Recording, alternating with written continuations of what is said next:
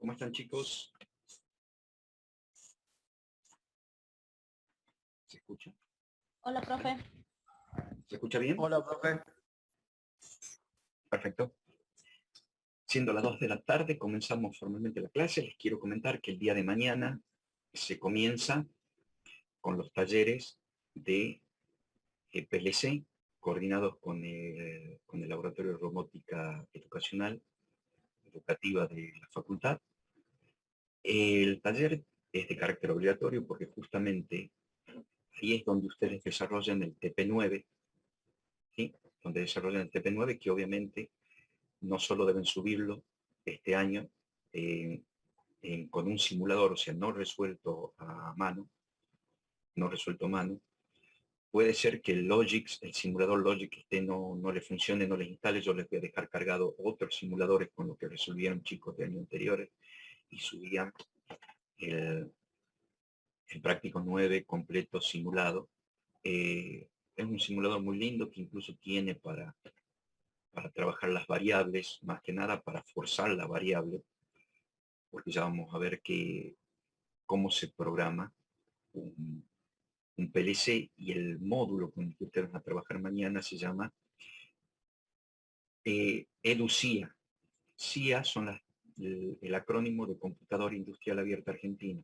Es algo basado en un core Arduino, obviamente con una etapa de potencia que me permite manejar señales analógicas y digitales en tensión industrial, porque el Arduino tiene una salida de máxima de 5 volts de corriente continua en discreta, y creo que tiene, no me acuerdo si tiene 5 o 10 miliamperes de salida y entradas analógicas, no me acuerdo cuánto, siendo la tensión de trabajo en una industria 24 volts de corriente continua y 420 miliamperes para señales analógicas, ¿sí? Entonces se hizo un trabajo en la etapa de potencia del Arduino para poder trabajar con tensiones industriales. Eso quiere decir para señales digitales 24 volts de corriente continua y para señales analógicas de 420 miliamperes. ¿Sí? Entonces ustedes van a estudiar eso. Es igual, no les voy a decir que es igual a un PLC, ya vamos a ver hoy qué es un PLC, pero tiene el primer acercamiento a un prototipo industrial. Obviamente con el Arduino no se puede hacer movimientos industriales. ¿Por qué? Porque carece de toda la robustez electrónica para un ambiente agresivo como es una planta industrial. Por el polvo, por la vibración, por la temperatura. Ya vamos a verla. Yo les voy a comentar muy rápido qué es un PLC, porque todo lo que es la parte histórica, la parte descriptiva de un PLC la tienen en los apuntes. A mí lo que me interesa sacar la riqueza de la clase de hoy es el lenguaje, ver un ejercicio, para que ustedes puedan consolidar el día de mañana en el taller los ejercicios del práctico, ¿sí? Van a tener mañana y el sábado que viene consulta. Mañana es la clase y el sábado que viene la consulta. Ya a las 8 de la mañana está habilitar la profe Eugenia. Está Eugenia, no la veo porque tengo muchas cámaras. Sí, hola Luis, exacto. Hola Euge, ¿cómo estás? Euge, bien. Me alegro verte. La profesora Eugenia Gracias. mañana va a habilitar la sala, y a las 8 de la mañana que comienza el curso, bueno, está todo impartido por el aula virtual y está el cronograma en el aula virtual y está por el foro también. Entonces, mañana resuelven el práctico. Primero, hoy van a conocer las herramientas, mañana van a consolidar, van a resolver el práctico, como ya les comentó la profesora Eugenia. Los prácticos se suben no en papelidad, sino en simulador, y vamos a poner un día o 2 días, dependiendo la cantidad de grupos, para defender el trabajo práctico. ¿Cómo se va a defender? Se va a sortear al azar un integrante del grupo. Ese integrante del grupo entra a la sala, el resto queda fuera, solamente uno defiende. Ese integrante sorteado al azar entra a la sala, de los 7 ejercicios se sortea uno al azar y ese resuelve. Y la nota de ese alumno es la nota del grupo. Tracciona para promoción, tracciona para regularidad y al mismo tiempo penaliza. Es como un tercer parcial con defensoral.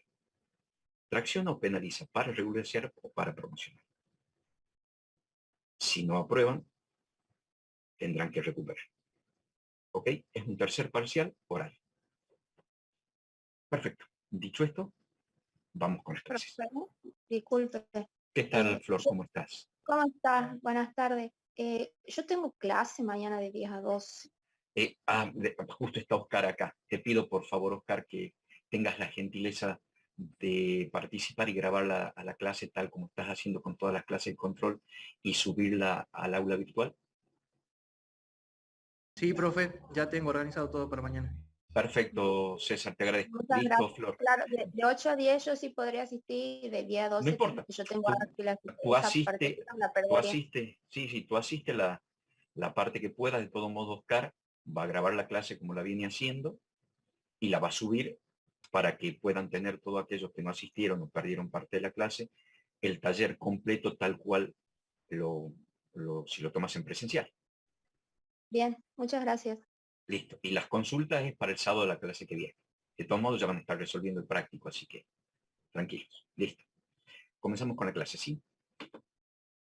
Voy a compartir pantalla.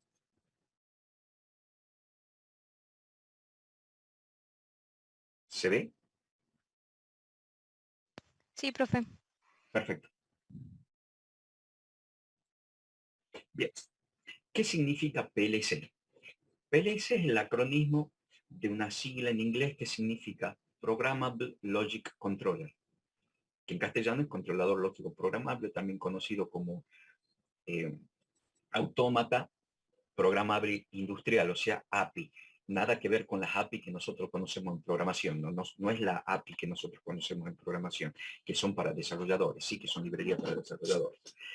Aquí coincide el acronismo, si uno lo quiere traducir al castellano como autómata programable industrial, pero normalmente es PLC. Ustedes en el mundo, cuando digan PLC, todo el mundo va a saber de qué está hablando en el ámbito industrial, porque PLC en otro ámbito puede significar otra cosa, pero en el ámbito de control, PLC es controlador lógico programable. No voy a hacer mucho de historia, les voy a contar rápidamente para que vayamos al lenguaje propiamente dicho, que es lo que me interesa que conozcan.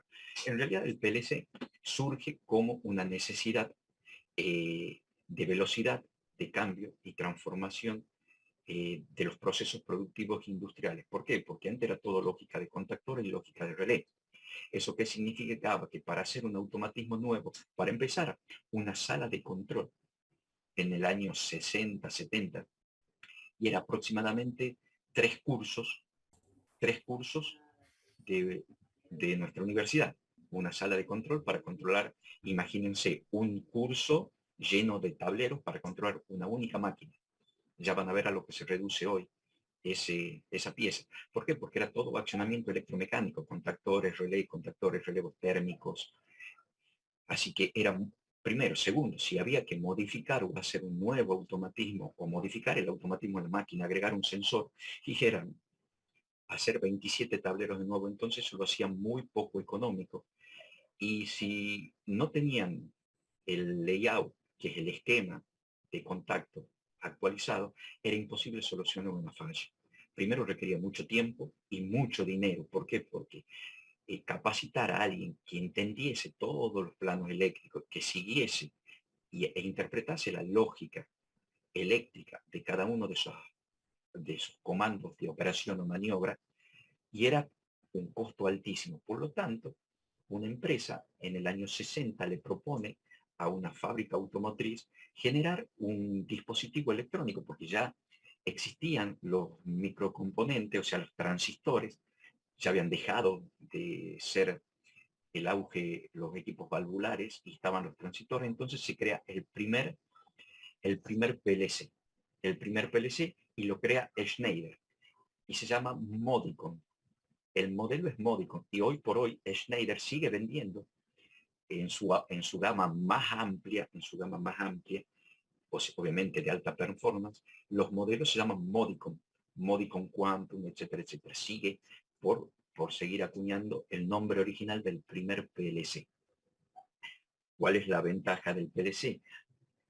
No solo ocupa muy muy poco espacio, sino que puede interconectar en un backbone óptico todos los equipos a través de fibra óptica, red eléctrica. Entonces hacen un anillo óptico o un anillo eléctrico y conectan todas las máquinas, hacen una red de PLC, conectando todas las máquinas de toda la planta en un único CCM o centro de mando de automatismo. CCM es control de mando de motor, ¿ok? Pero normalmente se llama CCM ya hoy a la sala de control. CCM antes está acuñado centro de control de motores. Eso significa CCM, pero muchas veces ustedes van a leer CCM y ya está asumido como que es sala de control también. ¿Sí? Históricamente es eso en un PLC. Hay tres tipos de PLC. Bien, ustedes dirán en el diagrama del bloque, ¿dónde está el PLC? El PLC es el controlador, está en los elementos anticipativos. ¿Cuál es una estructura del PLC? Dependiendo si es compacta, semimodular o modular.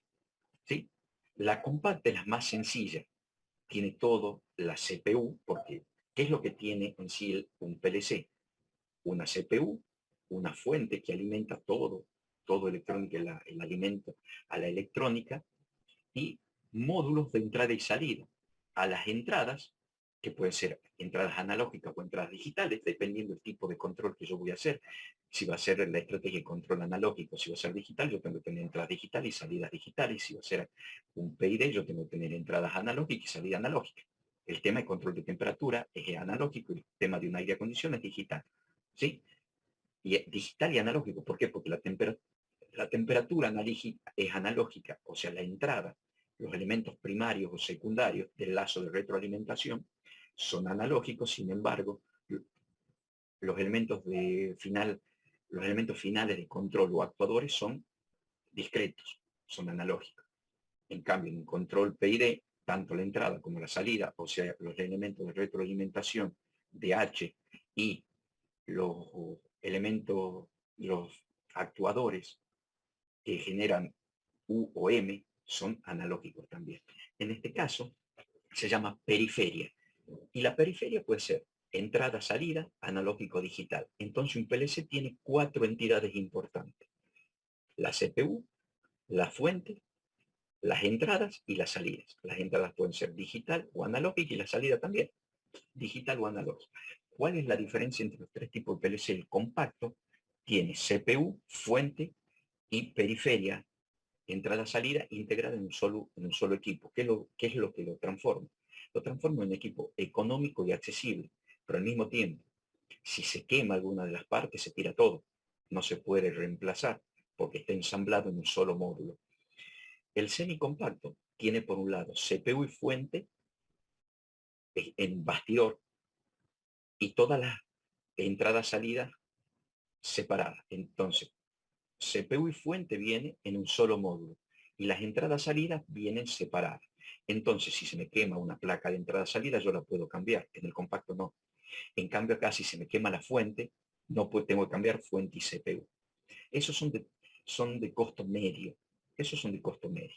Y los de alta performance vienen totalmente modulares. Viene un bastidor donde se puede poner la CPU por un lado, la fuente por otro, el módulo de entrada por un lado, el módulo de salida por otro. Entonces yo puedo actualizar o cambiar por rotura, fuente, CPU, módulo, indistintamente, y se pueden hacer, hoy ya por hoy está la tecnología que se puede hacer en hot, se llama, en caliente, que quiere decir no hace falta que yo pare el equipo para cambiar.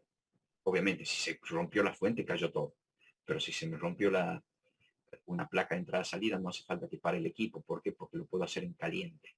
Saco la placa y la pongo a la placa. Obviamente tengo que hacer una rutina de error. ¿Para qué? Para que no pase stop la CPU cuando detecte la falta de una placa.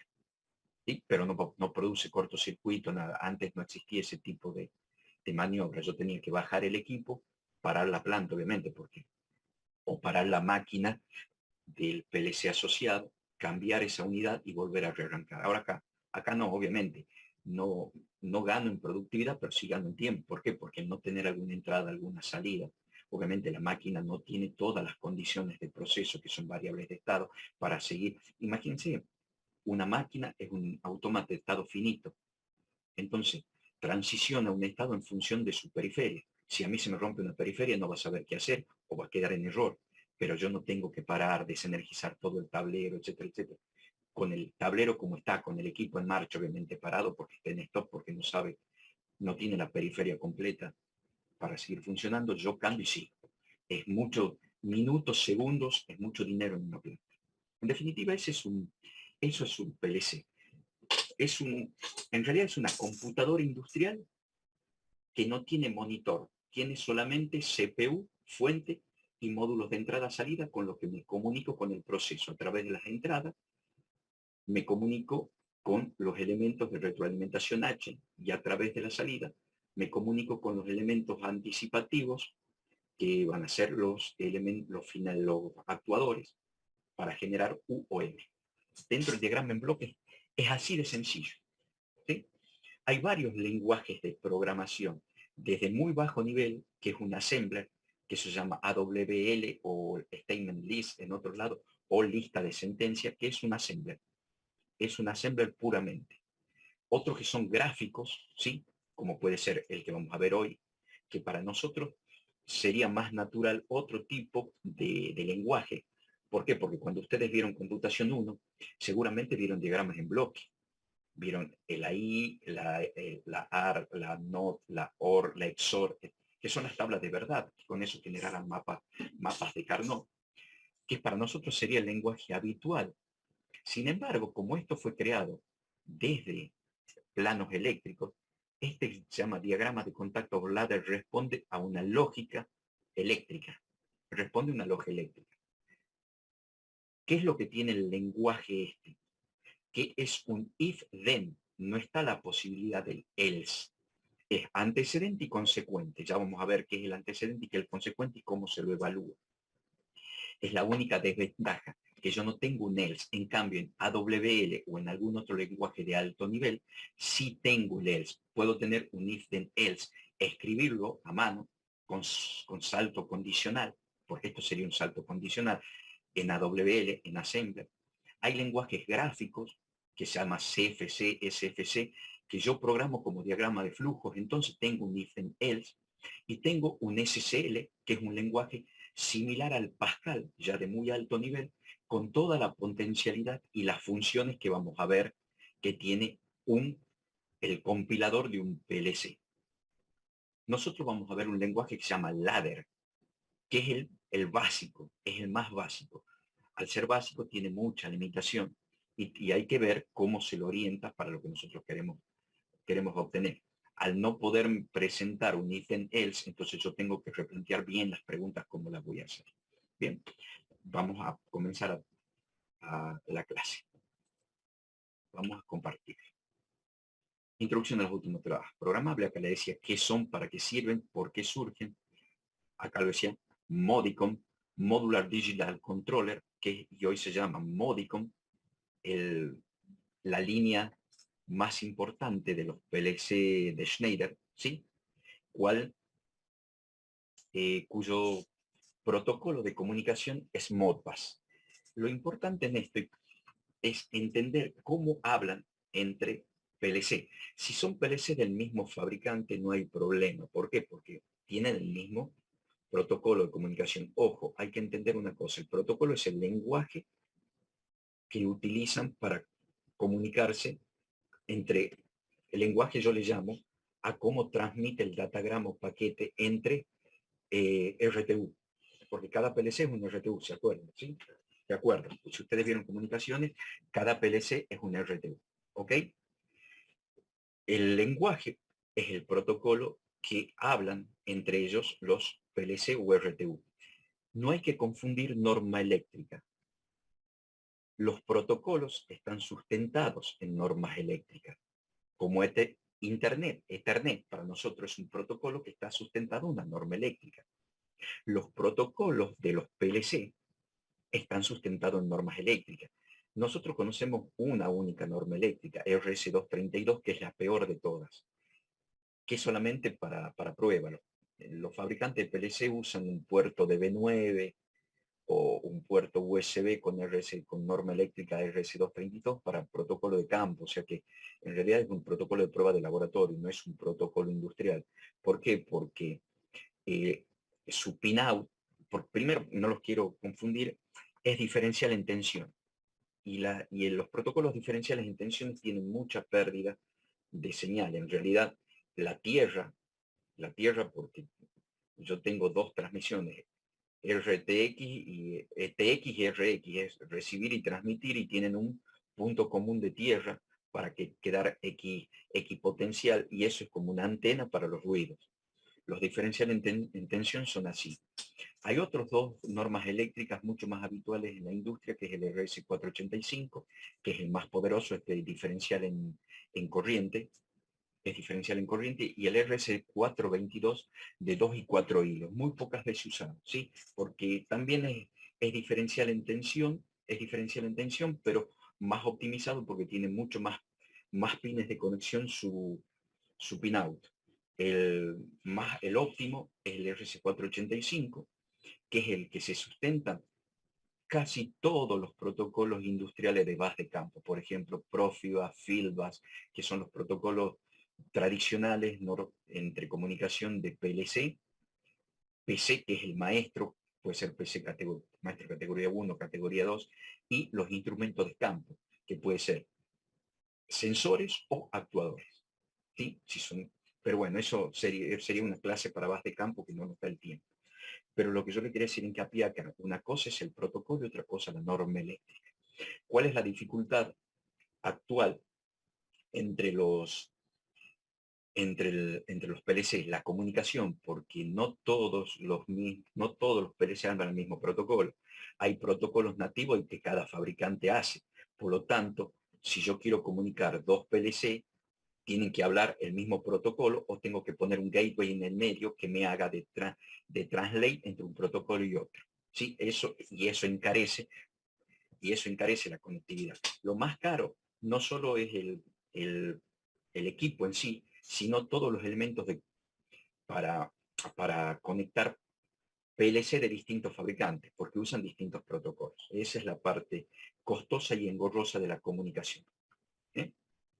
Esto de las habilidades comenzaron, acá están los problemas que surgen entre la posibilidad de hablar con otros PLC, porque cada PLC tiene su protocolo, y hoy hay protocolos estándares que, por ejemplo, Profibus, Fieldbus, entonces normalmente tengo un puerto que habla ese protocolo. Entonces ya puedo comunicarme entre distintos PLC sin necesidad de poner un gateway en el medio, sino yo configuro el puerto para que todos hablen Profibus o Fieldbus, que es un protocolo de base de campo.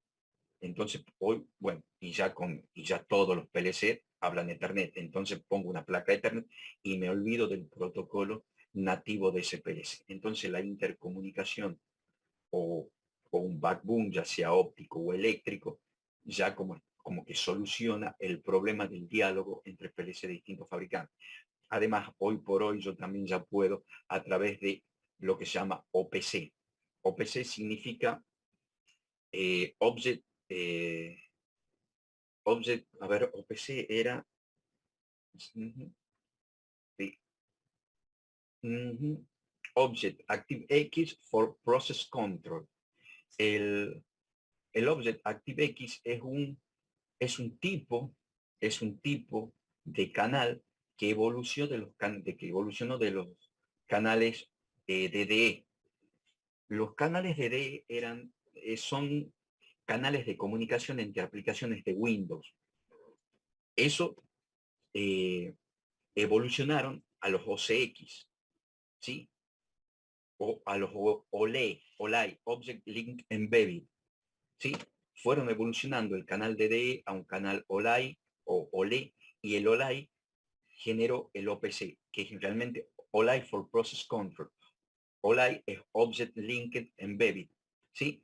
Ya hay no es una corporación, sino es una entidad que ha nucleado a todos los fabricantes de OPC Client u OPC Server que me permiten comunicarme a través de un protocolo internacional gratuito. El OPC es un protocolo gratuito, por lo tanto no hay que comprar drivers. Los drivers son los controladores que me permiten manejar los protocolos. Si yo me quiero conectar con un equipo que habla Modbus y yo no tengo o nativo, mi protocolo Modbus, tengo que comprarle al fabricante de ese equipo el protocolo. Para eso me vende un driver, donde no solo controla, sino me vende ese driver que puede controlar varios tipos de Modbus. Modbus es el primer protocolo industrial. Tenemos Modbus ASCII, Modbus Emron, Modbus RTU, cuya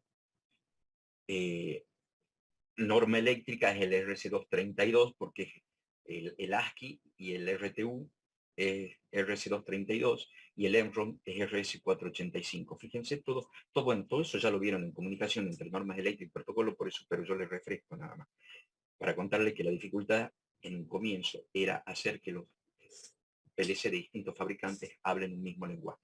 O había que comprar los drivers, o había que comprar un gateway, y hoy por hoy eso ya está casi superado, diría yo. Bien, campo de aplicación, no hace falta que le explique las ventajas, las desventajas.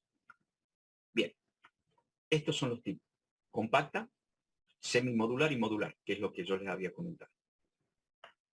Compacta en un solo bloque. Semimodular, está separado la entrada así del resto del autómata. El resto del autómata no me queda otra que fuente y CPU.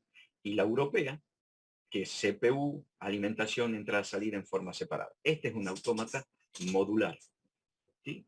Este es de la línea, puede ser de la línea S7200, que es una línea ya discontinuada. Creo que todavía sigue hablando de la línea Siemens. Fíjense, esta es la fuente y al mismo tiempo contiene la CPU. Y estas son las entradas y las salidas. Por defecto siempre las entradas en compacto están por arriba y las salidas están por abajo. Está normalizado en electrónica y en electricidad que siempre se acomete con la entrada por arriba y con la salida por abajo. Entonces todo lo que ustedes ven arriba siempre van a ser entrada y todo lo que ven ustedes abajo siempre van a ser salida. ¿Sí? Esta es la norma de conexión eléctrica. Aquí está la fuente y la CPU. Acá está la fuente y la CPU. Y este es el pin de que este es en realidad el DB de comunicación. Seguramente acá tiene PPI porque este tenía un protocolo muy particular, Profibus y PPI. PPI quiere decir Point to Point Interface. Es un peer-to-peer, ¿sí? Peer-to-peer, point-to-point. MPI es otra norma de Siemens que es Multipoint Interface. Quiere decir que ya puedo participar en red. Este, punto a punto. Este participar en red, sí, yo puedo, si es configurable este puerto, yo lo puedo configurar para supongamos, Profibus, donde siempre hay el Profibus, es un protocolo de prácticamente, que hablan prácticamente todos los PLC. Entonces yo puedo hacer una red Profibus y sí lo voy a ver este PLC. Si no es configurable, entonces solamente voy a hacer un peer-to-peer, point-to-point. ¿Ok? Este es un compacto. Este es un modular. Este es un Schneider modular. Fíjense, si ustedes ven que tienen aquí unas vainitas que separan. Esta es la fuente y esta es la CPU. Tienen un solo módulo. Y las entradas-salidas son individuales. Entonces, en este concepto yo puedo, y acá está, fíjense que tiene una entrada RJ45. Tiene RJ45. ¿Sí? Y estos son los pins de entrada de tensión, porque esta es una fuente de switching. Yo la alimento con 220 y alimento en 24 para el resto de los equipos. Todo esto tiene alimentación de 24 corriente continua. Yo en mi tablero tengo entrada trifásica de 380, obviamente, y con un neutro yo voy a generar una fase R, una fase S, una fase T, con diferencia de potencial de 220 en cada una de las fases. Entonces una de la R, la S o la T lo alimento en este borde, entra 220 más neutro y sale 24 en corriente continua. Por eso se llama fuente switching. ¿Por qué? Porque no solo son fuentes transformadoras, porque transforman 220-24, sino fuentes rectificadoras, rectifican la onda de fase de alterna en continua. ¿Sí? Fíjense que este módulo tiene fuente y CPU, y estos módulos son individuales de entrada-salida. Y este es el PLC de configuración más cara. ¿Por qué? Porque tiene fuente por un lado, CPU por otro lado, y módulos de entrada-salida individuales. Todo esto va montado sobre un bastidor y tiene un acople eléctrico atrás que hace de nexo en la electrónica, que es un bus. Es un bus que pasa datos y tensión. Fíjense, este cable verde está identificado a nivel mundial que es Industrial Ethernet. El verde es Ethernet, protocolo Ethernet. ¿Sí? Norma eléctrica, no me acuerdo cuál es la que usamos nosotros. Y el moradito es Profibus, norma eléctrica RS485. Fíjense, RJ45, DB9. Por defecto, en los PLC, la norma que no es Ethernet se transmite a través de un DB9. Era directa la conexión con las máquinas, con las computadoras viejas, porque nosotros teníamos DB9, hoy por hoy es USB, entonces hay conversores de DB9 a USB para tener una conexión directa a puerto USB si yo no tengo máquina con puerto DB9. Yo antes configuraba a mano el puerto COM con RS232, configuraba la velocidad, la cantidad de bits, la paridad, etc. No sé si les tocó hacer eso a ustedes alguna vez, pero en mi época lo hacíamos así. Poníamos a mano una placa, poníamos a mano la interrupción, o sea que la IRQ, la porción de memoria donde iba a acceder, y configurábamos todos los datos del puerto, la velocidad en baudios, la cantidad de bits, si va a ser, si lleva signos, si no lleva signos, bit de paridad, todo. Bien, fíjense, acá se puede quemar cualquiera de los módulos y yo lo puedo cambiar sin ningún problema. Se quema un módulo de entrada, un módulo de salida, se quema la CPU, se quema la fuente. Yo quiero cambiar una fuente. ¿Por qué? Porque obviamente la fuente va a estar en función de la carga que tenga el bastidor. Es distinto tener una carga de 3 entradas que tener una carga de 20 entradas. A lo mejor tengan en cuenta que hay que ver qué consumo declara el fabricante, cuántos miliamperes declara el fabricante por salida o por entrada. ¿Sí? Entonces la suma de cada salida, el total, porque cómo se calcula acá, el caso de tasa de ocupación total, que todas las entradas y todas las salidas estén accionadas al mismo tiempo, entonces ¿qué carga genera? La sumatoria de esa carga es el tamaño de la fuente en amperes que tengo que tener, porque si llega a superar la carga a la capacidad de la fuente, se cae, no termina, cae por sobrecarga, obviamente. ¿Sí? Estos son los 3 tipos de PLC: compacto, semimodular y modular. ¿Sí? Bien. La estructura interna de un PLC no voy a demorarme mucho. ¿Qué es lo que tiene? Tiene un mapa de entrada-salida, cómo trabaja un PLC. Lo primero que hace es un chequeo, que es lo que hace todos los equipos electrónicos, ¿sí? Hace un chequeo de seguridad y de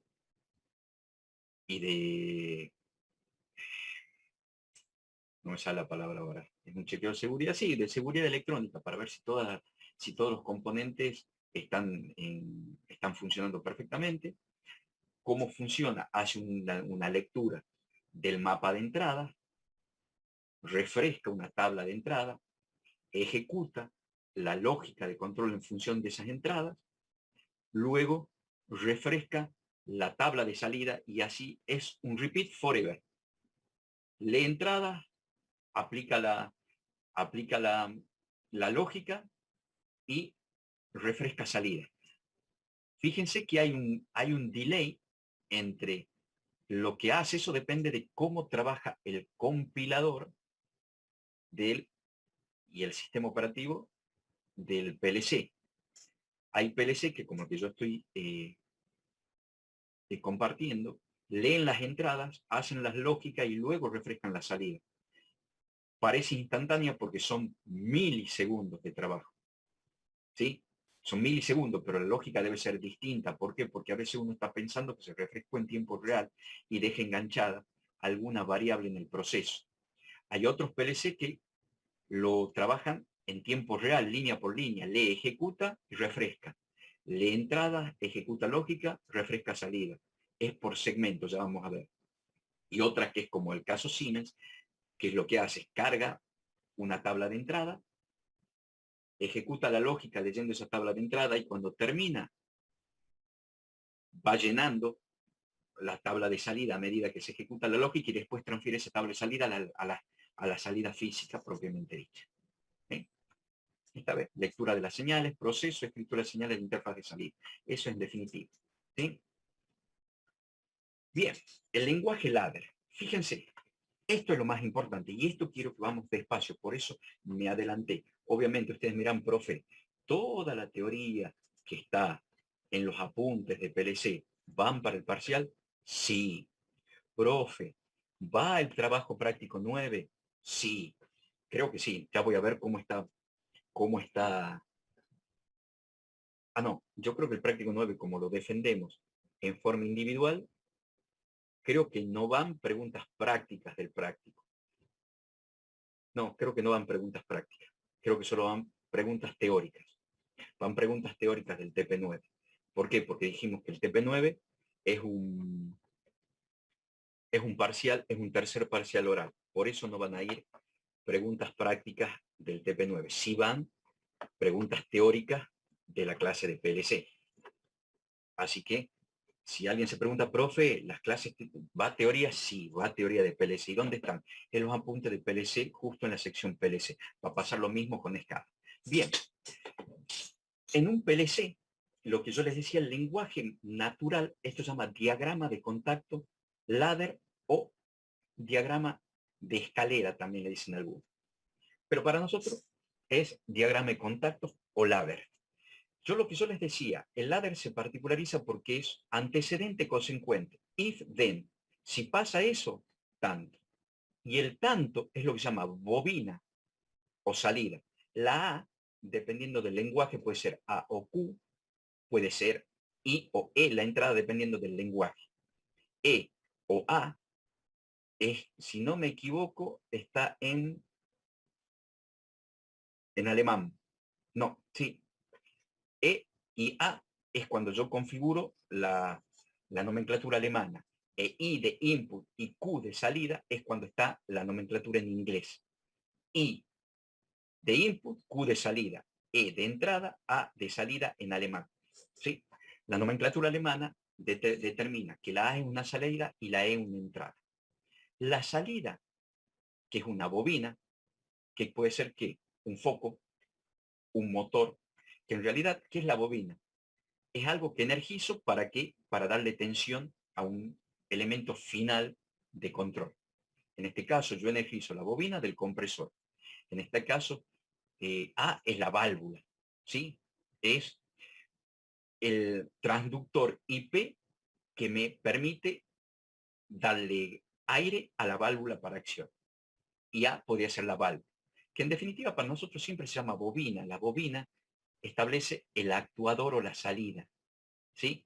Y todo lo que hay antes de la bobina es el antecedente. If, entonces. If, then. Si pasa eso, entonces el consecuente. El consecuente es la salida. Las E son todos los sensores de entrada, que es H para nosotros.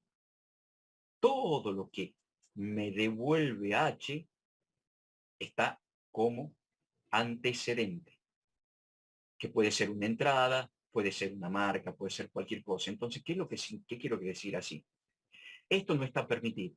Yo no puedo activar un antecedente sin un consecuente sin un antecedente previo. Eso se llama cortocircuitar en lenguaje eléctrico.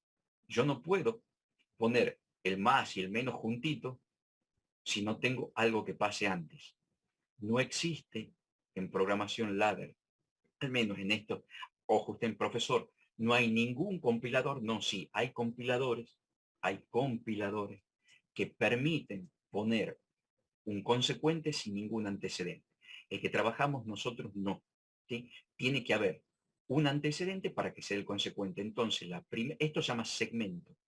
La línea se llama segmento. El primer segmento es inválido para nosotros. A partir del segundo segmento es válido. ¿Qué significa el contactito esté abierto? Y eso quiero que no se confunda. Los componentes en el campo pueden ser normal abierto o normal cerrado. ¿Qué quiere decir normal abierto? Que no está pasando tensión o no está accionado. ¿Cuál es un componente normal abierto en nuestra casa? El timbre. El timbre es un normal abierto y en campo está en cero. ¿Sí? ¿Se acuerdan cuando nosotros vimos en la segunda clase terminologías de los sistemas de control? Vimos el sampler, que había un contacto que se cerraba y dejaba pasar la señal. Bueno, perfecto. En eso el timbre es exactamente lo mismo. Por defecto está abierto.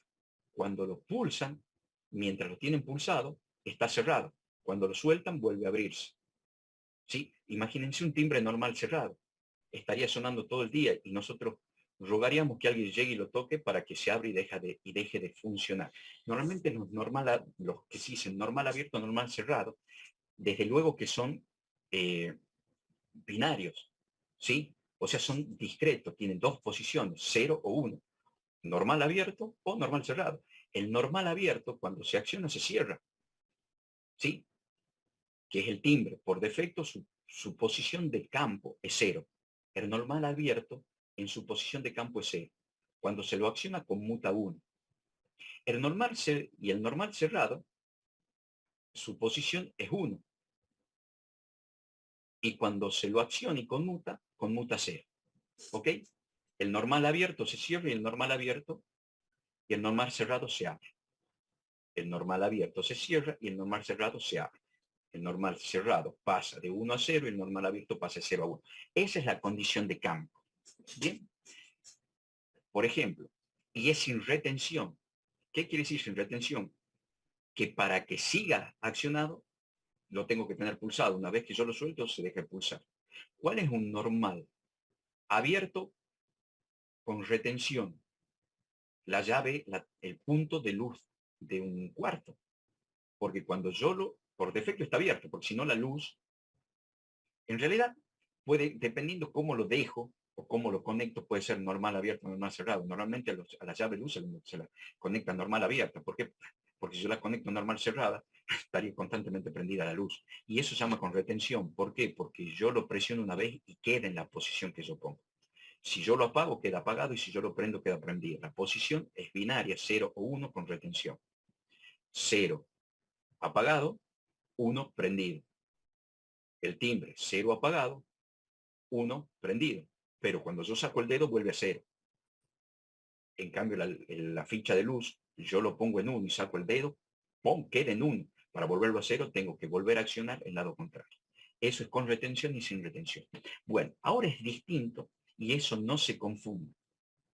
Un normal abierto en ladder significa evaluar un 1 lógico. El normal abierto, y usted me dice, profe, pero en campo es 0. Sí, en campo es 0. Pero el normal abierto en un ladder evalúa el estado de una variable si es igual a 1. ¿Qué significa acá? Yo no estoy preguntando si está abierto o cerrado. Yo no estoy preguntando cómo es. Yo no estoy preguntando cómo es el componente de campo. Estoy preguntando qué condición tiene. Y acá estoy preguntando si la condición del elemento de campo es igual a 1. Sin embargo, en campo puede ser su posición natural 0. Y usted, profe, en campo normal abierto es 0. ¿Por qué en ladder normal abierto es 1? Porque esta es una condición lógica y en campo es una condición física. ¿Está claro? No quiero que se confunda. El normal abierto en un ladder equivale a preguntar que la variable esta está en 1 o es igual a 1 el estado de esta variable. Si es cierto, continúa y activa la salida 1-1. ¿Sí? Y el normal cerrado, que por defecto para mí en campo, cuando yo cierro un contacto es 1, en ladder equivale a preguntar por 0, por la condición 0. Si yo pregunto con un normal cerrado, quiere decir la variable E30.0 está en 0, su valor de campo es igual a 0, no su posición de campo. Un contacto normal abierto, su posición de campo es 1. Pero acá yo no evalúo la posición que tiene en el campo. Yo estoy evaluando el valor lógico de la variable. Acá estoy preguntando si vale 0. si vale 0 con un normal cerrado, yo pregunto si vale 0. ¿Qué quiere decir en este caso? Yo estoy preguntando con un normal cerrado si su condición de campo es abierta. ¿Se dan cuenta que es al revés? Por eso no se confunda. Una cosa es la posición física de campo y qué significa la posición física en el campo. ¿Y cómo lo pregunto en el ladder? En el campo, la posición física abierta equivale a un 0. Y lo pregunto de una manera contraria en el ladder, con un normal cerrado. Porque así es el lenguaje. Así es el lenguaje. Si yo quiero evaluar un 1, lo evalúo con un contacto normal abierto. Y si quiero evaluar un 0, lo evalúan con un contacto normal cerrado. Y dependiendo de su posición física real, es que va a seguir la lógica. Aquí es, si valen 1, eso quiere decir, supongamos, si el timbre está apretado, dice, ¿vale 1? Sí. ¿Por qué? Porque al estar pulsado, su condición física de campo vale 1. Y yo pregunto, che, ¿vale 1? Sí. Accione el timbre, accione la bocina o accione un foquito, prendame un foquito. Entonces, en lugar de sonar la bocinita, se va a prender un foco.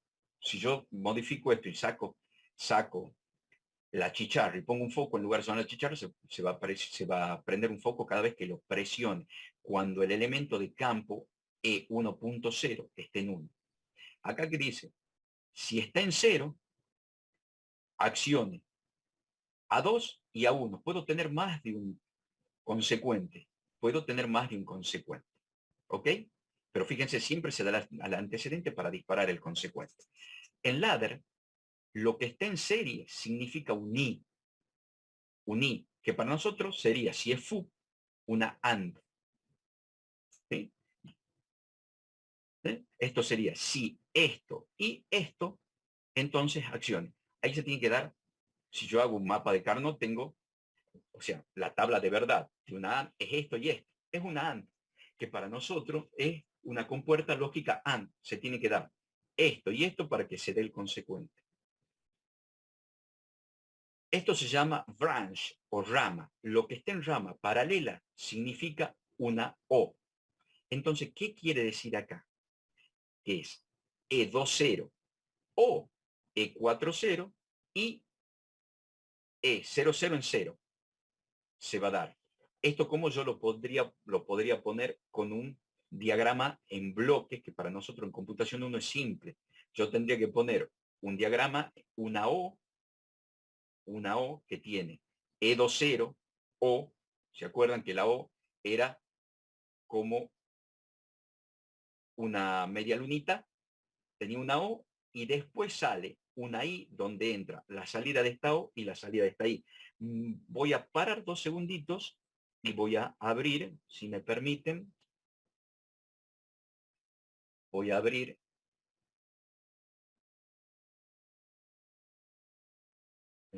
Paint.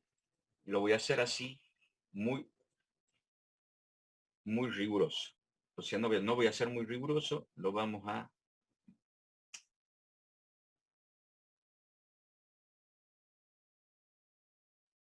Voy a compartir pantalla del Paint.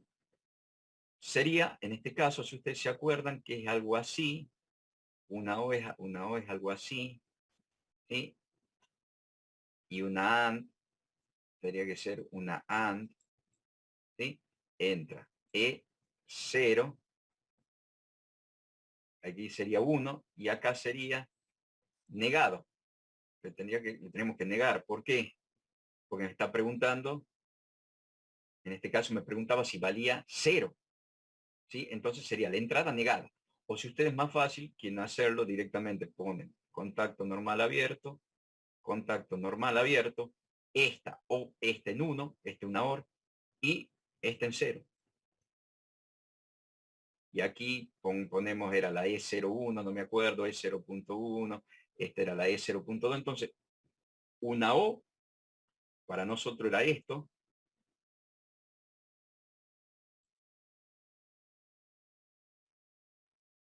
Una O y esta otra. Ahí está. Esto es esto. Miento, esto. Disculpen que tomé mal. Esto. Y esta es esta. toda completa ya. Eso lo vieron en computación 1, ¿verdad que sí?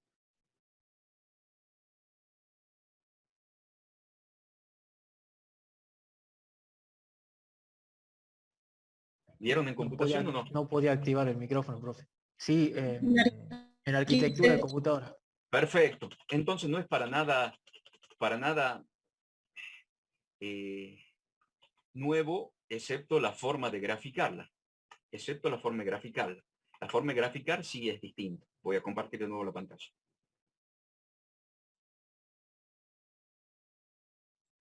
¿Sí? Esto es una O,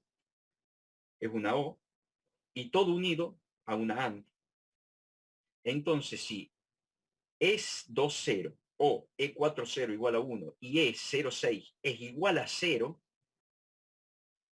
recién se va a hacer la salida a 1.5. Entonces, ¿qué quiere decir? Que o viene por acá, ¿sí? E20 igual a 1 y E60 igual a 0, o viene por acá, E40, E60. ¿Ya?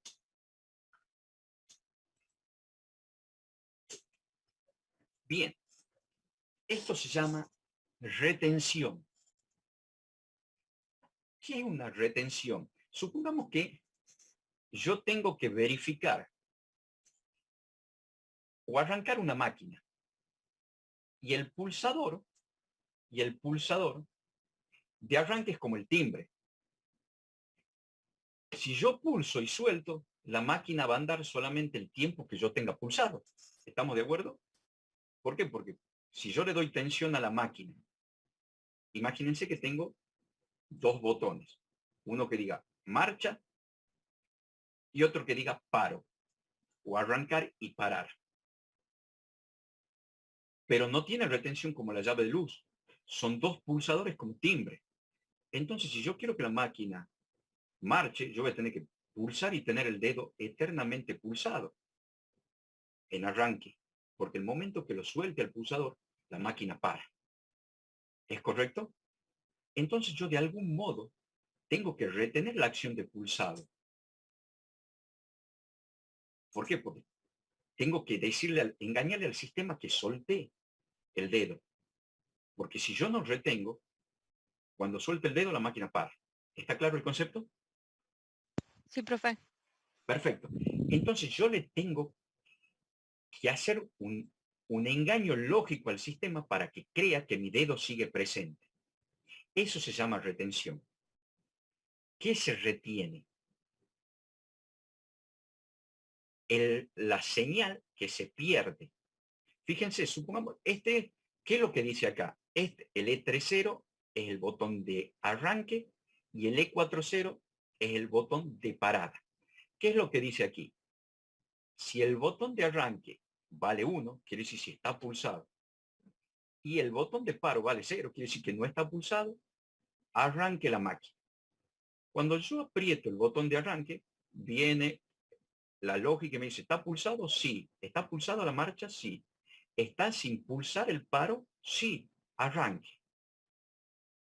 La siguiente vuelta yo solté el dedo, porque yo lo pulsé. Y miren lo que pasa si yo no retengo. Imagínense que no existe la línea de abajo, el branch, el OR. Yo solté el dedo. Entonces, ¿qué viene en T2? Porque T0 no estaban dando. T1, E10, E30 vale 1. ¿Por qué? Porque lo estoy pulsando. Arranca. Entonces arranca el motor. Suelto el dedo. En T2 dice, ¿vale 1? No, vale 0. Al valer 0, esto es falso. Y automáticamente cae la primera línea y se para el motor. Y es lo que decimos, yo tengo que engañarle al sistema y hacerle creer que físicamente sí estoy apretando el botón de marcha. ¿Y con qué se retiene? Con la señal que yo he perdido. ¿Qué he perdido? La señal de marcha. Porque cuando el botón está pulsado, A10, que es el motor, está en marcha. Entonces, ¿cómo lo engaño? Cuando yo suelto el dedo, ¿qué pierdo la señal? Pierdo la señal del pulsador y al mismo tiempo pierdo la señal del motor en marcha. Como la señal del pulsador yo no la puedo engañar. ¿Por qué? Porque al no tenerlo presionado va a ser 0 siempre. Yo le voy a engañar al sistema diciendo que sí estoy en marcha. Entonces, yo voy a, ¿ahí qué hago? Lo que cae, le hago una OR con la señal que pierdo. ¿Cuál es la señal que pierdo? La señal del pulsador, en marcha. Entonces, yo voy a hacer una OR con la señal que pierdo, que es la señal del pulsador, con el motor en marcha. Entonces, veamos cómo funcionaría. Siempre y cuando no tenga pulsado el botón de paro, que el botón de paro esté en 0. Entonces, en T0, arranco. T1, le doy marcha. En T1, E30 vale 1. E40 vale 0, que es el botón de paro. Dice, ¿está presionado el botón de marcha? Sí. ¿Está sin presionar el botón de parada? Sí. Arranque. En T2 yo solté el dedo. Si no hubiese hecho la retención, paso por acá y caigo. Como al tener una OR, o sigue por acá, o sigue por la línea de abajo. Entonces en T2 dice, che, E30, ¿vale 1? No, vale 0, porque mi dedo está afuera. E10, ¿vale 1? Sí, porque todavía no terminó de caer. Fíjense que aquí hasta aquí vale 1. ¿Cuándo va a valer, cuándo valía 0? Después que evalúe E30 y E40 recién va a caer a 0. Si esto vale 0, va a caer a 0. Pero como evalúa E30 y A10 al mismo tiempo, lo encuentra a E30 en 0 y a A10 en 1. Entonces, ¿vale 0? Sí. Veamos, ¿vale 1? Sí. Eso se llama puente. Acabo de hacer un puente de la señal. Entonces, yo solté el dedo. E3.0 vale 0. ¿Por qué? Porque el botón está sin pulsar. Pero al mismo momento que E30 vale 0, A1.1 sigue valiendo 1. Porque fíjense, le falta evaluar una instancia más para hacerlo caer recién a 0. Aquí evalúa y después vuelve a evaluar. Pero aquí, como está evaluándose en el mismo momento, aquí vale 0,1. Entonces no entra por arriba, pero sí entra por abajo porque A10 sigue valiendo 1 todavía. Entonces, A10 vale 1, sí. E40 vale 0, sí. Retengo. Fíjense que retengo. La señal se la retiene. O sea, como les explico claramente. El consecuente me sirve para retener la señal que pierdo. En realidad se autorretiene con él mismo. ¿Se dan cuenta? Poniéndolo en paralelo con la señal que cae. ¿Por qué? Porque lo que yo tengo que retener es la salida. Entonces, uso la salida, ¿sí? Uso la salida que se pierde en el caso de que cayese 3-0 para retener ese estado poniéndolo en paralelo con la señal que cae. ¿Cuál es la señal que cae? El pulsador de marcha. Si esa es la señal que cae, automáticamente tengo que poner la salida en paralelo con la señal que cae. Eso se llama retención. Entonces, en T2 encuentra a E10 porque yo saqué el dedo en 0. Entonces E1 es falso. Por acá es falso, pero por acá es verdadero.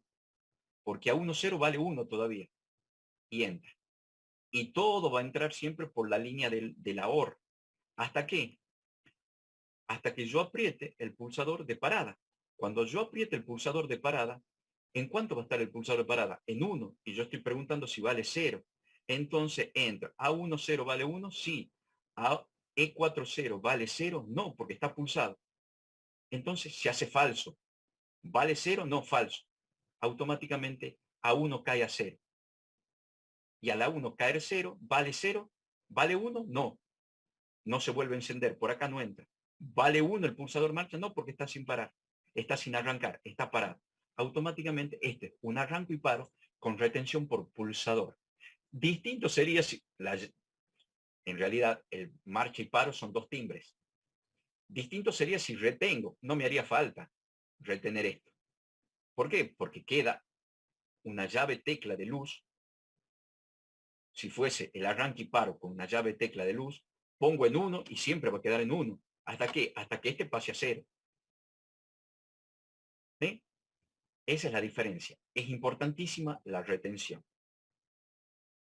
Osciladores, ¿qué quiere decir? Que yo puedo poner 0, 1, 0, 1, 0, 1, 0, 1. Fíjense, ¿qué es lo que hace acá? Es invertir el estado. Si una entrada está en 0, ponga la salida en 1. Dice, la salida está en 1, ponga la entrada en 0. ¿Qué es lo que hace? Cuando cambia de estado la salida, invierte el estado de la entrada. Y al invertir el estado de la entrada, vuelve a invertir el estado de la salida. Dice, ¿la salida va de 0? Sí, porque está sin accionar. ¿La entrada está en 0? Sí. Ponga la salida en 1. Dice, ¿la salida es 1? Sí, ponga la entrada en 0. Resetea la salida. En realidad, la salida resetea la entrada y al resetear la entrada, la cambia de estado. Acá vale 1, acá vale 0, acá vale 1, acá vale 0, acá vale 1, acá vale 0, vale 1. Cuando esto vale 1, se apaga. Cuando esto vale 0, se enciende. Entonces ustedes están haciendo justamente una onda cuadrada. 1, 0, 1, 0, 1, 0, 1, 0, 1, 0, 1, 0, 1, 0. Eso se llama un oscilador. Pone 1, 0, 1, 0, 1, 0. ¿Eh? Acá vale 0, acá vale 1. Acabo de invertir el valor. Bien. Otra manera sencilla, que ya lo vamos a ver, es usar flip-flop. ¿Qué son los timers? Los timers son lo que nosotros hablábamos que son delay, demoradores, retardadores. Por ejemplo, el típico retardador que yo tengo es cuando yo salgo de un ascensor y aprieto la luz. Que es lo que decíamos que es un lazo abierto. Es un lazo abierto. Porque la luz no espera que yo entre. La luz tiene un timer que se apaga una vez cumplido el tiempo. Y estos son los timers que se llaman retardo a la conexión y retardo a la desconexión. Por ejemplo, el de los ascensores es un retardo a la desconexión. ¿Por qué? Porque fíjense, cuando yo bajo, lo encuentro apagado. Tiene que ser un normal abierto. ¿Por qué? Porque no voy a tener prendido y esperando que se apague cuando yo lo pulse. Entonces, por defecto, está abierto el contacto. Quiere decir que está apagado. O sea que está desconectado. Arranca desconectado, lo conecto y una vez que lo conecto, o sea que pasa de 0 a 1, ¿sí? Tiene un tiempito y vuelve a caer. Se vuelve a apagar. ¿Sí? Ahora vamos a ver bien qué es lo que trabaja, cómo trabaja un retardo a la conexión y un retardo a la desconexión, y vamos a ver que el retardo a la desconexión es una negación en el pasillo de un departamento. ¿Qué es lo que hace un retardo a la conexión? Retarda el 1, por eso se llama retardo a la conexión. ¿Eso qué quiere decir? Que yo voy a poner una señal en 1, supongamos. Acá no tiene retardo. Yo pongo la entrada en 1 y yo quiero, y automáticamente mi salida se pone en 1. Está claro, ¿no? Yo pongo la entrada en 1 y automáticamente la salida en 1. Pero ¿qué es lo que pasa si yo pongo la entrada en 1 y yo quiero que la salida se haga después de tantos segundos? ¿Cuál sería el típico caso de esto? Un sensor de nivel analógico que tiene que pasar de 0 a 1. Cuando uno está llenando un tanque, hay un oleaje. Entonces le pega. Se pone en 1 y vuelve a bajar y pasa a 0. Entonces un tanque, el sensor va a estar 0, 1, 0, 1, 0, 1, 0, 1, 0, 1, 0, 1, 0, 1. ¿Por qué? Porque el oleaje lo va a tocar y va a decir tengo nivel y va a volver a bajar el oleaje, no tengo nivel. Vuelvo a subir el nivel, bajo el nivel. Entonces, para evitar esa oscilación de 0 a 1, 0 a 1, ¿qué es lo que voy a hacer yo? Una vez que el sensor detecte un 1 durante un tiempo, recién poneme una lucecita verde de nivel. Porque si no, supongamos que esta salida sea un foquito que me dice que tengo nivel. Si el oleaje del agua le pega al sensor, el sensor va a estar 1, 0, 1, 0, 1, 0, 1, 0. Y mi lucecita va a ser prende, apaga, prende, apaga, prende, apaga. Y a mí me dice, ¿tengo nivel? No tengo nivel. ¿Tengo nivel? No tengo nivel. En cambio, si yo quiero que después de un tiempo de que el sensor realmente esté en 1, a mí no me interesa el 0,1, porque es un oscilador 0,1, 0,1.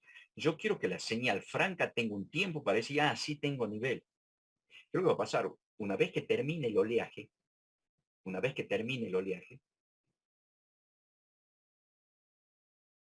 se va a estabilizar el nivel y si el sensor queda tapado por el agua, a ver si tengo nivel. Pero eso tiene que pasar un tiempo. Entonces yo voy a decir, che, después que vea un 1 tanto tiempo, recién manda a prender la luz.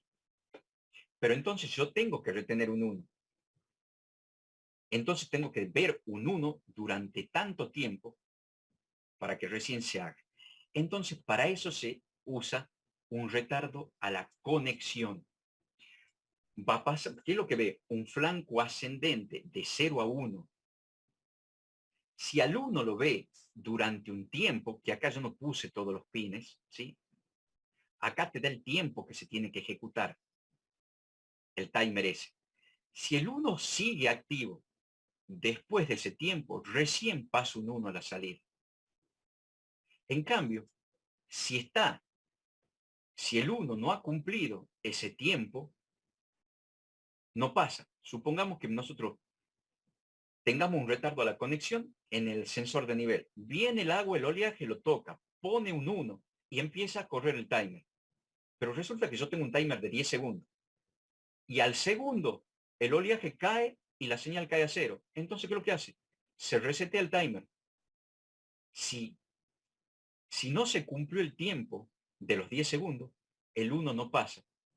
Entonces, si hay una ventana de 10 segundos donde el sensor le toca y le pega el agua, baja y sube, y no está en una ventana de permanencia de 10 segundos, nunca voy a ver el 1. Entonces, el oleaje yo lo filtro. ¿Por qué? Porque el oleaje puede estar, le pega el 1, le pega el agua al sensor y está en 1 durante 3, 4, 5 segundos y vuelve, cae el oleaje. Como no se cumplió el timer, no pasa el 1. ¿Qué es lo que dice el retardo a la conexión? Ve un flanco positivo de 0 a 1. Perfecto. ¿Pasó de 0 a 1 la entrada? Sí. ¿La entrada se mantiene en 1 tanto tiempo? Sí. Recién deje pasar el 1 a la salida. Por eso se llama retardo a la conexión. Retarda el 1. Y el retardo a la desconexión hace lo contrario. Ve un flanco descendente. Si viene en 1 y ve un flanco descendente a 0, va a disparar. ¿Cuál va a ser? A ver, ¿cuál sería la salida? E1 igual a 1 en el primer segundo. E2 igual a 0. A2, 0, 0. En el T2, 1, 0. T3, 1, 0. T4, 1, 0. T5, 1, 0. T6, 1, 0. T7, 1, 0. T8, 1, 0. T9, 1, 0. T10, 1, 1. Porque se cumplió el timer, se cumplió el tiempo y siguió en 1 sin caer. Si durante los 10 segundos cae de 1 a 0, automáticamente se resetea el timer a 0. ¿Para qué?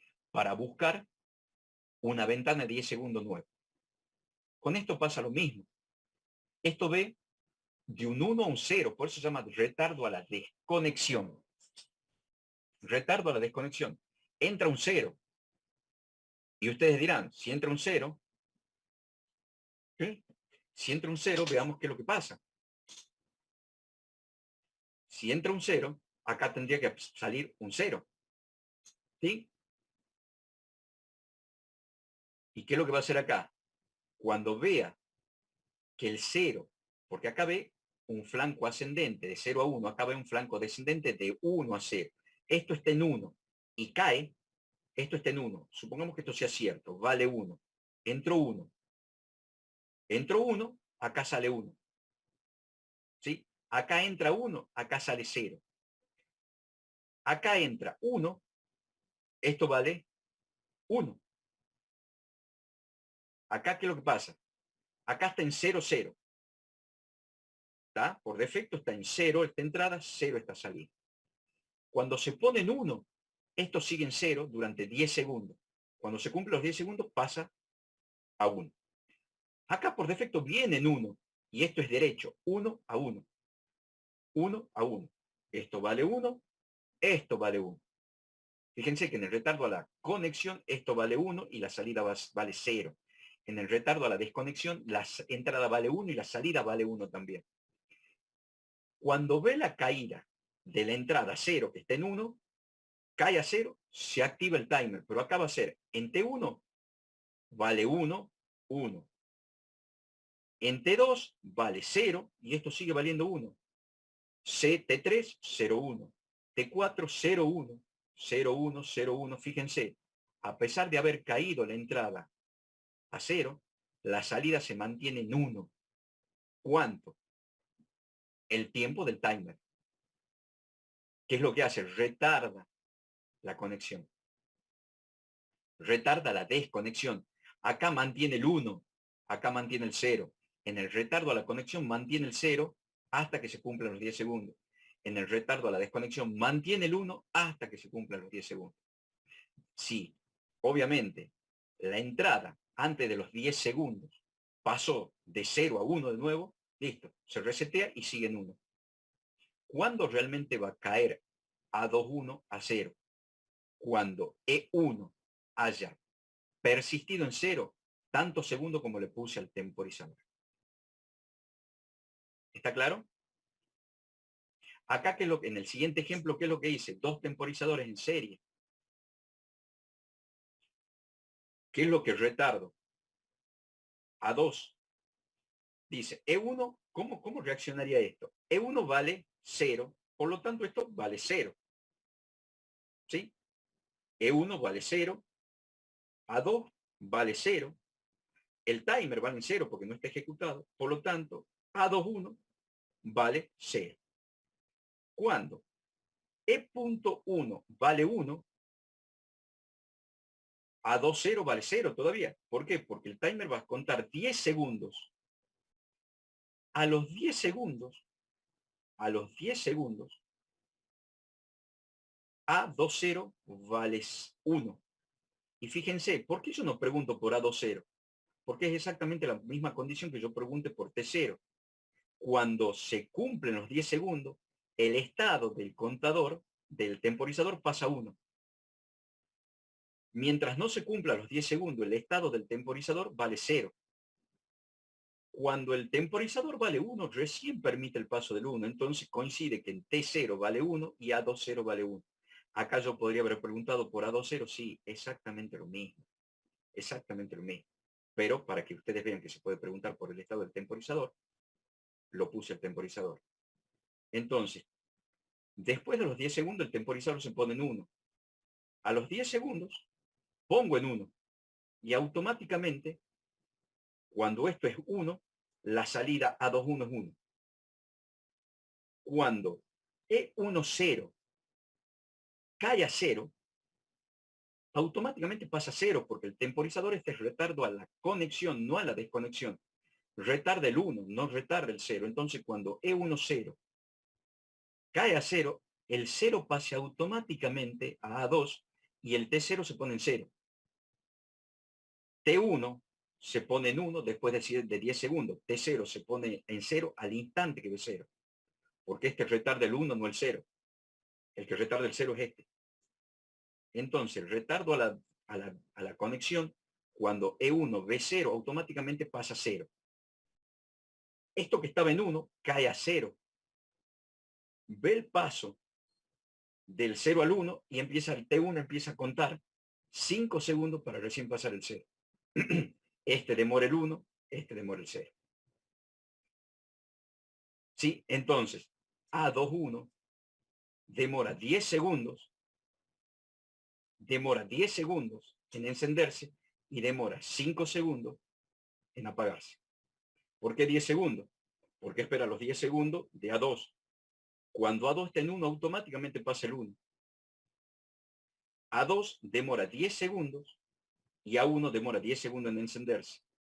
A2 demora 0 segundos en apagarse y A1 demora 5 segundos en apagarse. ¿Se dan cuenta la diferencia? Bueno, y estos son contadores y comparadores. ¿Qué son los contadores? Nos va a servir para contar eventos. cuenta hacia arriba, cuenta hacia abajo y reseteo del contador. Es lo mismo que nosotros tenemos X igual a X más 1, que es un contador, que es un acumulador para nosotros. ¿Sí? Esto me va a dar el valor numérico de la salida del contador actual. Y aquí, ¿qué es lo que hace? Cuando E1 igual a 1, suma. Cuando E1 es igual, acá es 1.0. ¿Por qué? Porque las entradas y las salidas, al ser un bit, yo lo puedo guardar en un byte. Entonces un byte va a ser 1, 0, 1, 1, 1, 2, 1, 3, 1, 4, 1, 5, 1, 6, 1, 7. Podría ser, profe, me dice, podría ser 0, 0, 0, 1, 0, 2. Sí, perfecto, exactamente lo mismo. Entonces, en un byte yo puedo guardar 8 entradas y salidas analógicas digitales. Obviamente, 8 salidas en un lado y 8 entradas en otro, porque recuerden que las placas son distintas. Entonces las placas son múltiplos de 2. Puedo tener 2 entradas, 2 salidas. O puedo tener mezcladas, 2 entradas y 2 salidas en la misma placa. ¿Sí? Pero en este caso yo tengo una placa de 8 entradas y yo la identifiqué como 1,0 hasta 1,7. Entonces, cuando la E 1.0 igual a 1, suma 1. Cuando la E 1.1 es igual a 1, resta 1. Y cuando la E 1.2 es igual a 1, lo reseteo. ¿Sí? Cuando el contador está activo, la salida está activa. ¿Sí? Y acá me da el valor resultante del contador. CB es el valor resultante del contador. Entonces, si suma 1, CB, supongamos que yo voy sumando. Entra 1, CB vale 1. Suma 1, vale 2. Suma 2, 1, vale 3.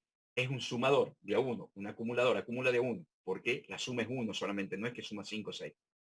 No, eso lo tendría que hacer con otro bloque que se llama move. Mueva tal valor a tal variable y esa variable súmela. Es otra cosa distinta, pero aquí nosotros vamos a hacer contadores de a 1 o acumuladores de a 1. Entonces, cada vez que sume CU, se va a actualizar 1, 2 y si E 1.1 vale 1, decrementa. Entonces, si estaba CB en 4 y se pone E 1.1 en 1, CB pasa a 3, empieza a decrementar. Y llegado a algún momento yo le pongo un 1 en E1.2, CB pasa a 0. ¿Sí? Y si CB pasa a 0, Q, la salida, vale 0. Entonces, ¿qué es lo que quiere decir?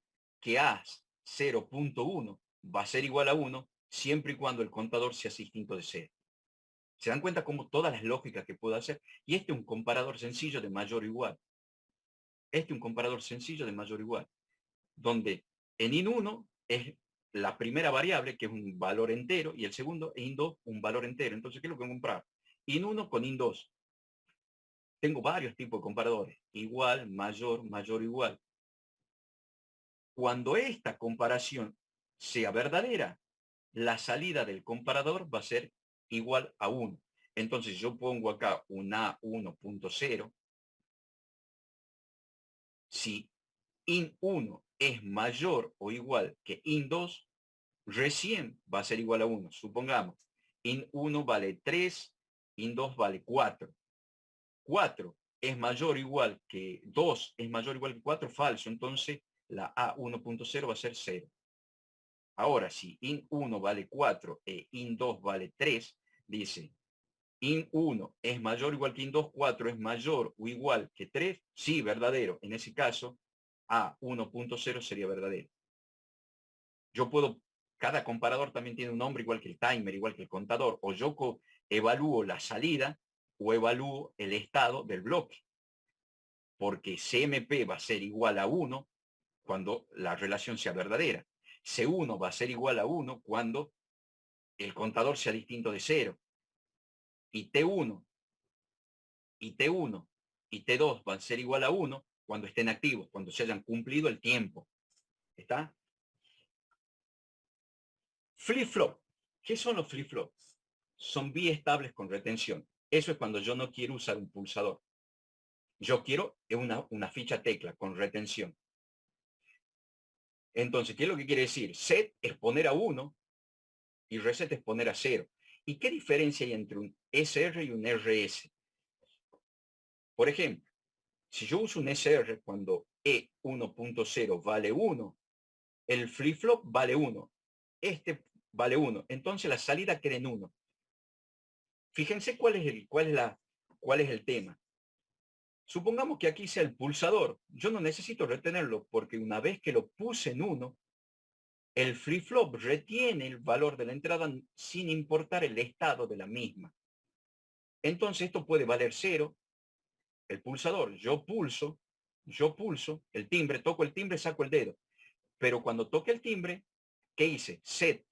Este flip-flop pasó a 1. Solté, pero ya el biestable retuvo el valor de 1. Entonces, E10 puede valer 0, o sea que esto sería falso. Sin embargo, la salida vale 1. ¿Sí? Retiene. ¿Cómo lo reseteo? Con otro botón. Puede ser el de paro. Una vez que pulso el de paro, reseteo. Esto, como son sin retención, este hace un pulsito, hace 1, 0. El 1 lo pone en 1 y retiene la salida independientemente de la entrada. ¿Y cómo lo reseteo al flip-flop? Por el pin reset. El botón de paro. Entra, se pone en 1. Al ver 1, pone en 0 la salida. Y las dos entradas están en 0. ¿Cuál es el problema de esto? Es que muchas veces si me olvido de resetear el flip-flop, como es con retención, esto no cae por condición lógica, cae por retención directamente. Yo lo tengo que resetear. Pasa lo mismo acá, exactamente lo mismo. Y usted vean qué diferencia entre en el SR y el RS. Supongamos que entre 1-0 y 1-1 al mismo tiempo. Aquí prevalece el set. Entonces, si entra 1-0 y 1-1 al mismo tiempo, está entrando un 1 en set y reset. ¿Qué pasa? Como es SR, prevalece el set.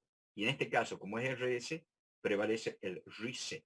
¿Ve? La salida va a ser 1 y aquí la salida va a ser 0 si las dos pulsadores se pulsan al mismo tiempo. Dependiendo cuál es el estado que yo quiero tener en el caso de que haya alguna confusión, usaré un SR o usaré un RS.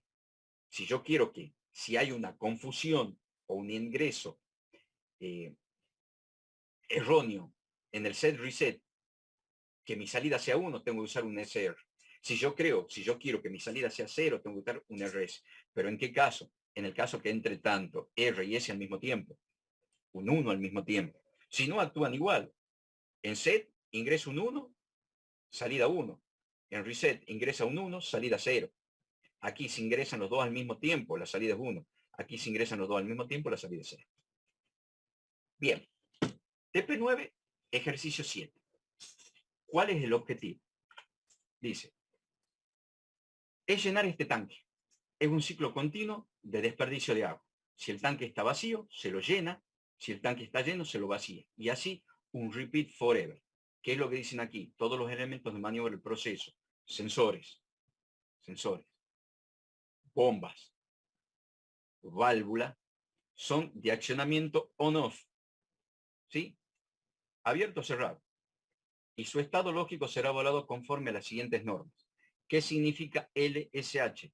En instrumentación, la primera letra se refiere a la variable. La segunda letra al tipo de instrumento.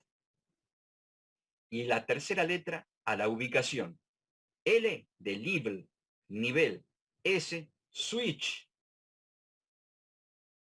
H, high. Sensor de nivel alto. LSL, level, switch, low. Sensor de nivel bajo. S, solenoide. V, valve, válvula solenoide. ¿Qué quiere decir? Válvula eléctrica. No es una válvula neumática de paso corrido. Esta puede ser una válvula, está bien, pilotada eléctricamente. Una cosa es el pilotaje, otra cosa es el funcionamiento. Puede ser una válvula neumática pilotada eléctricamente. No lo quiero hacer problema, pero vamos a decir que se abre y se cierra a través de una bobina.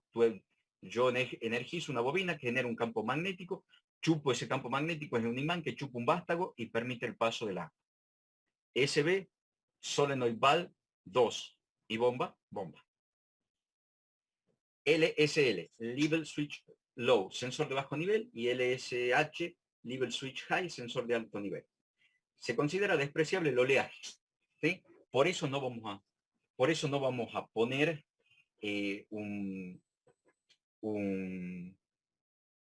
timer con retardo a la conexión, porque se va a suponer que no hay oleaje, entonces la onda no le pega y no tengo una señal 0101010101010101. Tengo una señal franca. O sea, como cargo no hay oleaje. Cuando llega es porque ya lo tocó al sensor y es siempre un 1. Si se hubiese cambiado las condiciones, yo digo, considere oleaje, le tienen que poner ¿qué? Un retardo a la conexión. ¿Para qué? Para que vea una ventana de tantos segundos de un 1 franco. Una señal franca en 1. Porque el 0,1 no me sirve si hay oleaje. ¿Está claro? Aquí el oleaje es despreciable, por lo tanto yo tengo 0 con agua, 1. Es 0 sin agua, 1 con agua. ¿Sí? De 0 a 1 en una señal franca de proceso. ¿Ok? 1 con detención de líquido, quiere decir que tengo nivel. Cuando llegue el agua a la posición del sensor, el sensor me va a marcar 1. 0 sin detección de líquido. O sea que, obviamente, fíjense que el sensor de bajo nivel no está abajo, a la altura de la bomba. ¿Por qué? Porque si está a la altura de la bomba empieza a succionar agua, empieza a succionar aire y empieza a cavitar. En el caso que yo tenga que succionar. Acá solamente impulso, pero siempre se deja un resguardo de agua. Fíjese que el sensor hasta acá va a estar vacío. Por más que tenga agua, hasta que el agua no llegue a nivel, el tanque va a seguir vacío. Lo mismo va a pasar arriba. Por más que yo tenga agua acá, el tanque no va a marcar lleno hasta que no esté hasta el nivel máximo. ¿Ok? SB1, válvula de ingreso de líquido de agua, y SB2, válvula de desagote o drenaje. Las válvulas tienen dos posiciones, on-off, abierto o cerrado. Y por último, la bomba. Que es lo que, fíjense, en ese sentido, yo tengo un sensor que me dice que está abierta y un sensor que está cerrado. En este caso, yo ya les voy a explicar, es mucho más sencillo de lo que es. ¿Por qué? Porque normalmente las válvulas normalmente tienen estos sensores. Tienen dos sensores de posición, uno abierto, otro cerrado. Esto es un tetón metálico y estos son dos sensores inductivos que detectan presencia metálica. Cuando yo estoy frente a un sensor que me dice que está me dirá que está abierta, y cuando gira me dirá que está cerrada. Si yo no tengo estos sensores, es la lógica que nosotros vamos a hacer. Suponer que no tengo estos sensores. Vamos a suponer que yo tengo que esperar y confiar en Dios que la válvula abrió, porque como yo no tengo retorno de posición, al no tener ninguno de estos dos sensores, yo tengo que creer que la válvula abrió. Normalmente en industria no pasa eso. Sí pasa. Cuando se abaratan los costos, se evitan estos sensores y tenés que rogar a Dios que la válvula mecánicamente no se haya trabado, porque no tenés manera de saber. Yo ¿cómo sé que esta válvula se puede haber trabado mecánicamente? Le di la orden de apertura y nunca me llegó al sensor de cerrado. Siempre quedó en el sensor de abierto. Yo la mandé a abrir y nunca. ¿Por qué? Porque ¿cómo sería la lógica? Si está abierta, este sensor vale 1, este sensor vale 0. Si está cerrada, este sensor vale 0 y este sensor vale 1, porque gira y el tetoncito se pone delante de él. Si yo no tengo estos sensores, yo no sé si la válvula giró o no. ¿Cuál otra forma de saber de que la válvula está trabada? Que sea 0,0 o que sea 1,1. Son dos posiciones inválidas, porque las posiciones válidas 0,1, 1,0.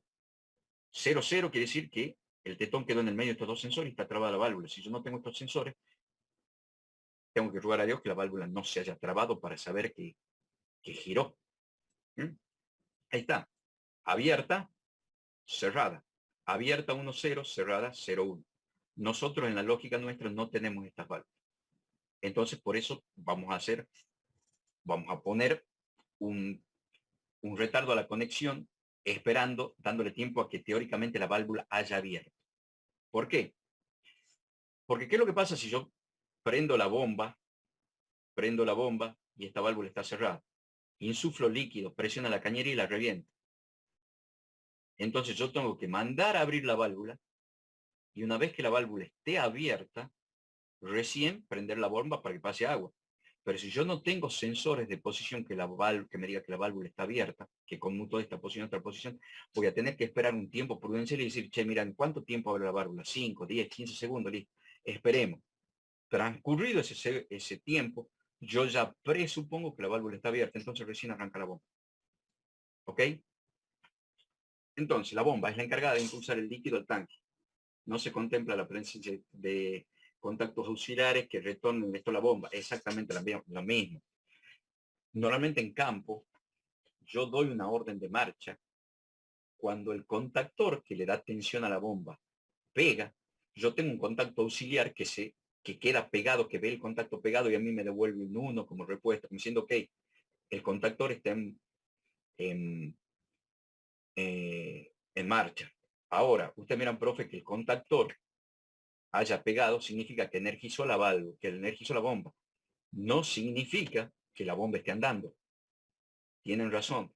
Entonces hay una segunda seguridad en proceso que se pone que un flujostato. ¿Qué es un flujostato? Un sensor de flujo. Si la bomba arrancó, teóricamente está enviando agua. Y si está enviando agua, el flujostato detecta el paso del agua, del líquido, y me manda una señal 1 de seguridad. Todas esas seguridades se hacen en la industria, en el control. Nosotros, para hacerlo sencillo, al trabajo práctico no lo vamos a contemplar, porque yo tendría que contemplar un contacto auxiliar de que el contactor pegó. Si el contactor pegó y tengo agua, entonces quiere decir que la bomba funciona. Y tengo líquido. Si el contactor está pegado y tengo líquido, quiere decir que la bomba está impulsando agua. Yo no voy a contemplar esas seguridades. En la industria sí se contemplan. ¿Por qué? Porque yo no puedo seguir el proceso si mandé a arrancar una bomba y la bomba no arrancó. No puedo seguir el proceso si mandé a abrir una válvula y no tengo retorno de señal que la válvula está abierta. Nosotros vamos a presuponer que todo lo que nosotros ordenamos se hace. ¿Por qué? Para simplificar el ejemplo. ¿Sí? Y va a tener dos posiciones, en marcha y parada. La secuencia debe seguir la siguiente. Estado inicial del proceso, el tanque está vacío, la válvula 1 y la válvula 2 están cerradas, la bomba está parada. Los sensores, obviamente, al estar vacío el tanque, están en cero. El LSH vale 0 y el LSL vale 0. ¿Por qué? Porque no detectan el líquido. Si el tanque se encuentra vacío, abrir la válvula 1. Esperar 5 segundos. Justamente, ¿por qué? Esperando que en 5 segundos la válvula conmutó de abierta a cerrada. O de cerrada a abierta en este caso. De cerrada a abierta. Porque yo no puedo mandar a encender la bomba, bien mando a abrir la válvula. Porque teóricamente la válvula no terminó de abrir. Y si la válvula no terminó de abrir, yo estoy inyectando agua, insuflando la cañería con presión y la voy a reventar. Entonces, como no tengo sensor de retorno de posición de válvula, yo voy a esperar 5 segundos, calculando que 5 segundos es el tiempo suficiente para que la válvula tenga un 100% abierto. ¿Ok? Después de que confirmé los 5 segundos, marcho la bomba. Y empieza a subir. Una vez que el tanque está lleno, primero me va a marcar un LSL en 1, pero el tanque no está lleno. Cuando el LSH valga 1, que es el sensor de alto nivel, paro la bomba, cierro la válvula 1. ¿Sí? En este caso está al revés, paro la bomba, porque si yo cierro la válvula con la bomba en marcha, otra vez vuelvo a insuflar, sigo inyectando agua en la cañería con la válvula cerrada. Entonces paro la bomba, cierro la válvula, que ya no me lo corrijo, si me dan 2 segundos. Voy a compartir la pantalla de nuevo, ya corregí el error.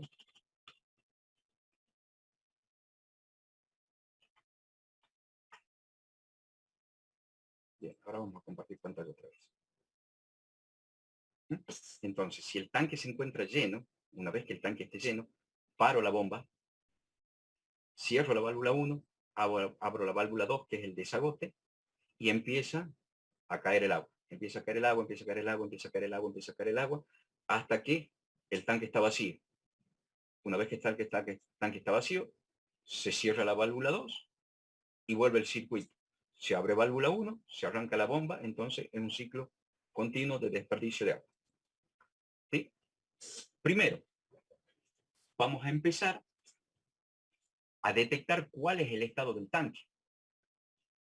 En este segmento, recuerden que todo esto es el antecedente y el flag de apertura o cierre de la válvula es el consecuente. ¿Ok? Bien, ¿qué es lo que os digo acá? Yo voy a utilizar un flip-flop. Para determinar el estado del tanque. Entonces, ¿qué es lo que dice acá? LSL, Level Switch Low, que si el sensor de bajo nivel está en 0 y el sensor de alto nivel está en 0, quiere decir que el tanque está vacío. ¿Estamos de acuerdo? Porque no hay agua. Recuerden que en el dibujito teníamos el LSH arriba, el LSL abajo. Si el sensor de nivel debajo está en 0, quiere decir que no hay agua por debajo de ese sensor. Y si el LSH está en 0, quiere decir que tampoco hay nivel de agua. Entonces, ponga el flip-flop y hay una marca que se llama flag apertura cierre, póngalo en 1. Esta salida en 1 quiere decir que está vacío. ¿Por qué? Porque solo va a ser 1. El set se va a poner en 1 sí o sí. El sensor de bajo nivel está en 0 y el sensor de alto nivel está en 0. Quiere decir que no tengo líquido. Si no tengo líquido, ponga esta bandera. Flag, se usa bandera igual que nosotros, flag. Ponga esta bandera en 1.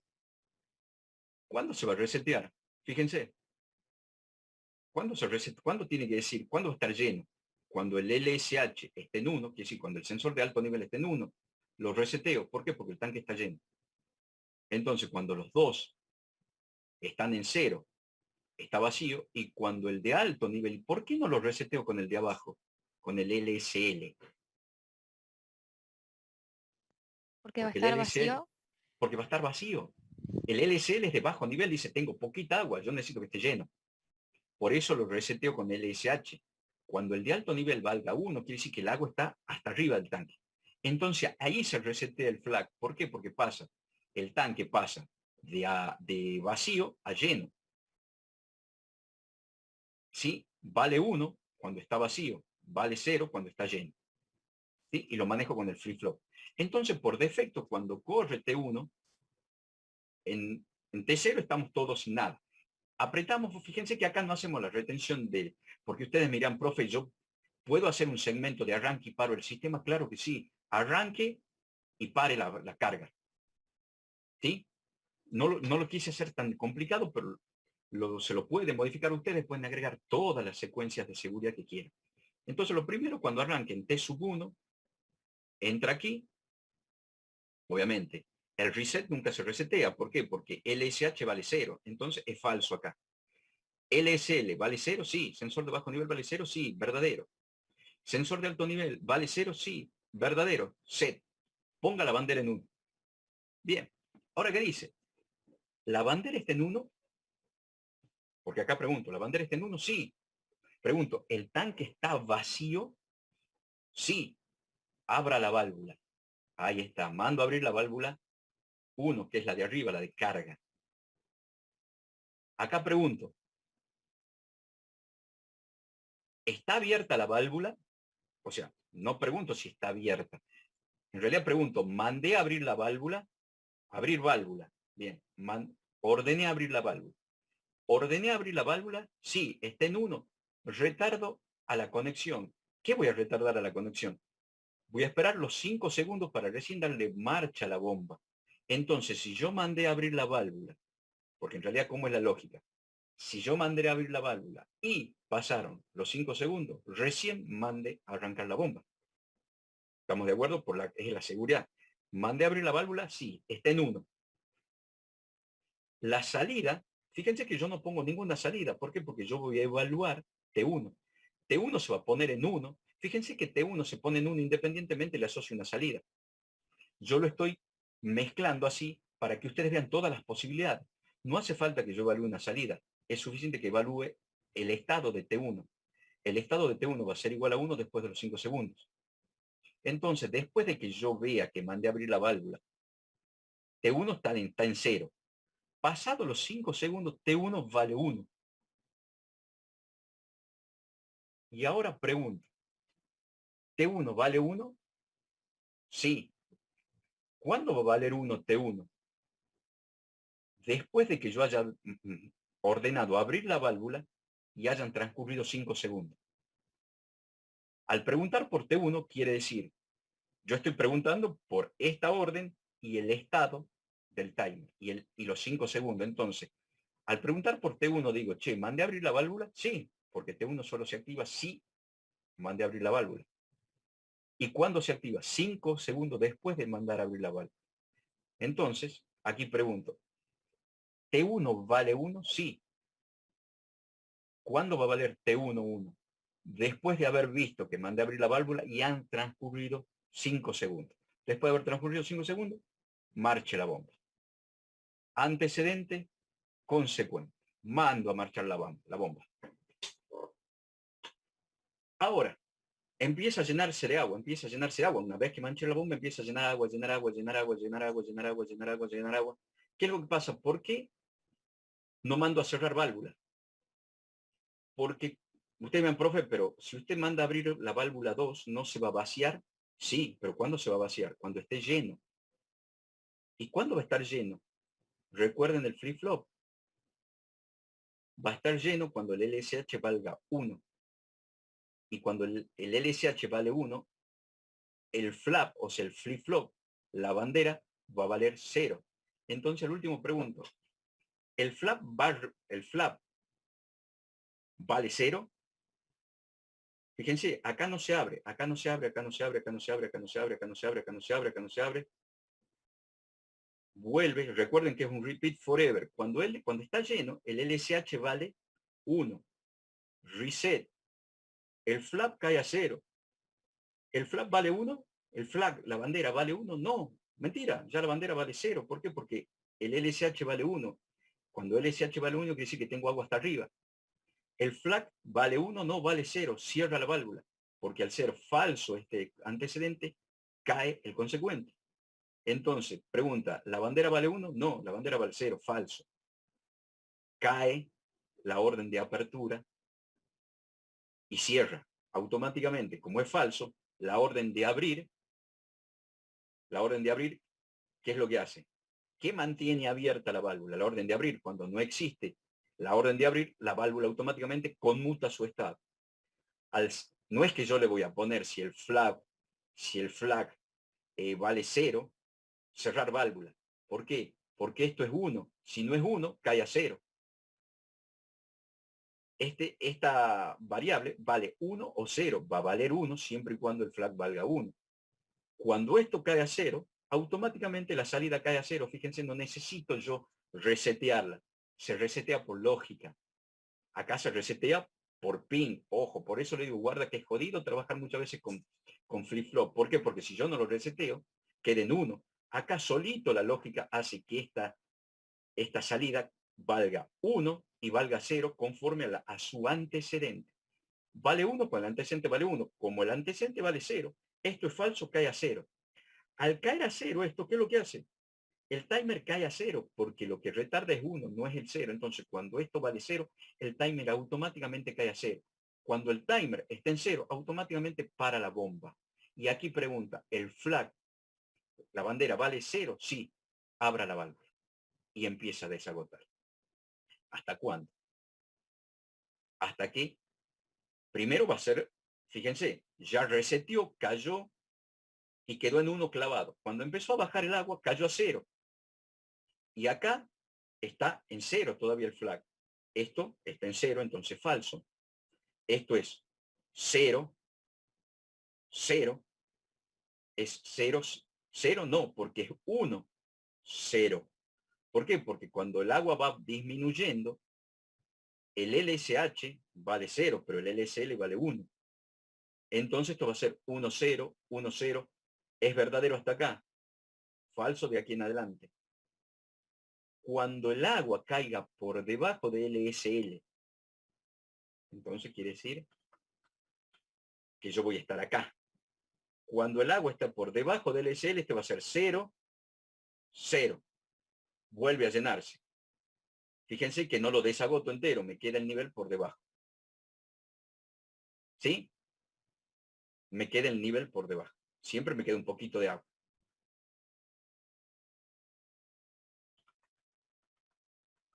Esa es toda la lógica. Y bueno, ¿qué es lo que me interesa a mí?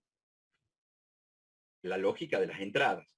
Cuando yo presento un problema, yo pongo el mapa de entradas, el mapa de salida y los auxiliares. ¿Mm? Esto es si yo retengo por flip-flop. Y esto es si yo retengo por apertura. Retención lógica, retención. Esto es retención por flip-flop y esto es retención por lógica. ¿Qué es lo que dijimos?